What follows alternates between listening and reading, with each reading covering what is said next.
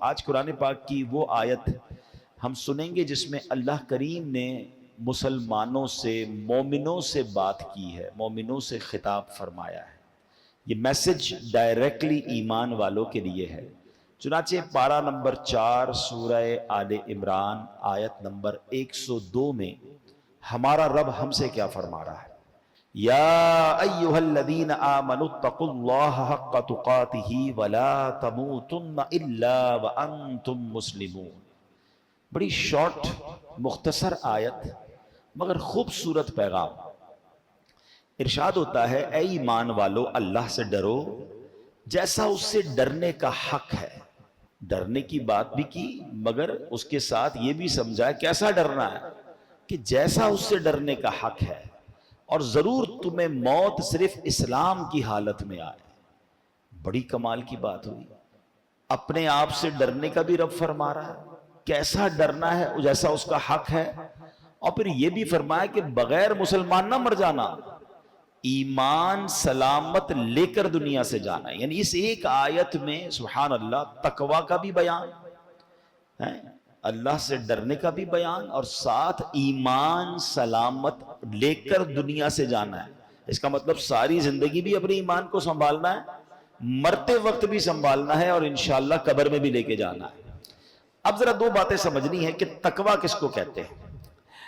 اللہ سے ایسے ڈرو جیسا ڈرنے کا حق ہے۔ اس آیت میں یہ فرمایا نا حق کا تقاتہ، جیسا ڈرنے کا حق ہے۔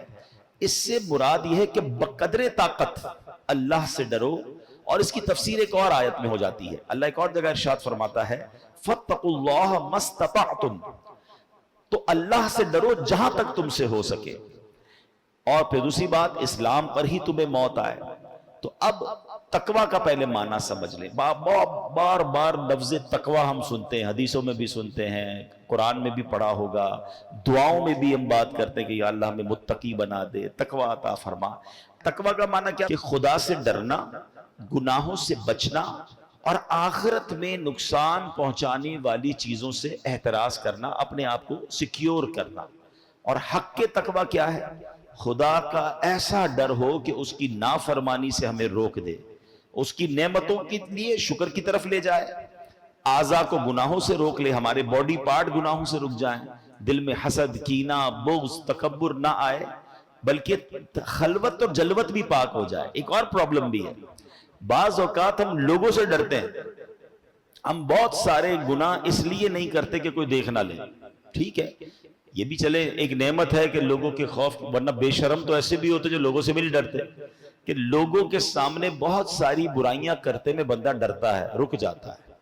لیکن مزہ یہ ہے اور اصل تقوی یہ ہے کہ میری خلوت بھی، جب مجھے دنیا میں کوئی نہ دیکھ رہا ہو، اس وقت بھی میں گناہ نہ کروں، اس وقت یہ خیال دل میں رہے کہ رب دیکھ رہا ہے۔ تقوی کی اصل تو درجہ یہ ہے نا کہ میری خلوتیں بھی پاک ہو جائیں، ایسا نہ ہو لوگوں کے سامنے نیک، نمازی، پرہیزگار، اکیلے میں سارے برے کام ہو رہے ہیں، بلکہ ایسے بھی لوگوں کے بارے میں پڑھا گیا، سنا گیا کہ لوگ سامنے ہوں تو نمازیں بھی پڑھتے ہیں، اکیلے میں نمازیں بھی نہیں پڑھتے کیونکہ وہاں کوئی نہیں دیکھ رہا۔ پھر بتاؤ نماز کس لیے پڑھ رہے تھے؟ اگر لوگوں کو ہی دکھانے کے لیے نماز پڑھنی تھی تو پھر اللہ کے لیے نماز تو نہ ہوئی نا۔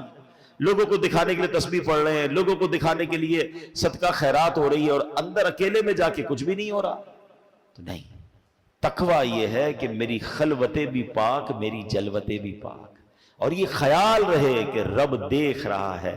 بہرحال میرے پیارے اسلامی بھائیوں، اب تقوی پر استقامت کیسے ملے؟ ٹھیک ہے، یہ تو قرآن نے کہہ دیا کہ اللہ سے ڈرو، اتقوا اللہ، اللہ سے ڈرو۔ اب ڈریں کیسے؟ اس کا فارمولا کیا ہے؟ تو یاد رکھیے کہ امام غزالی علیہ رحمۃ اللہ الوالی نے منہاج العابدین میں بہت خوبصورت اس کا جواب دیا۔ جو آپ نے فرمایا اس کا خلاصہ یہ ہے کہ تقوی کے لیے بنیادی بات کیا ہے؟ the basic thing for تقوی، کہ انسان اپنے نفس کی مخالفت میں اس بات کا پکا ارادہ کر لے کہ نفس کو گناہوں سے باز رکھے گا۔ غیر ضروری حلال اشیاء کا بھی بہت استعمال نہیں کرنا ہوتا، بہت زیادہ کھانا، بہت زیادہ سونا، بہت باتیں کرتے رہنا۔ کہتے ہیں نا قلیل الکلام قلیل الطعام قلیل المنام، آرام بھی تھوڑا، کھانا بھی تھوڑا، اور باتیں بھی تھوڑی۔ یہ متقی لوگوں کا طریقہ، اللہ کے نیک بندوں کا طریقہ ہے۔ زیادہ کھانے والا پھر زیادہ شہوتوں کی طرف جاتا ہے، زیادہ بولنے والا زیادہ غلطیاں کرتا ہے، زیادہ سونے والا پھر وہ سستی اور کاہلی کی طرف چلا جاتا ہے. تو جب آپ ان تین چیزوں میں حلال ہیں حالانکہ کمی کریں گے تو پھر حرام چیزوں سے بچنے کا بھی ذہن بن جائے گا. مگر یہاں تو حرام سے بچنے کا بھی ذہن نہیں ہے.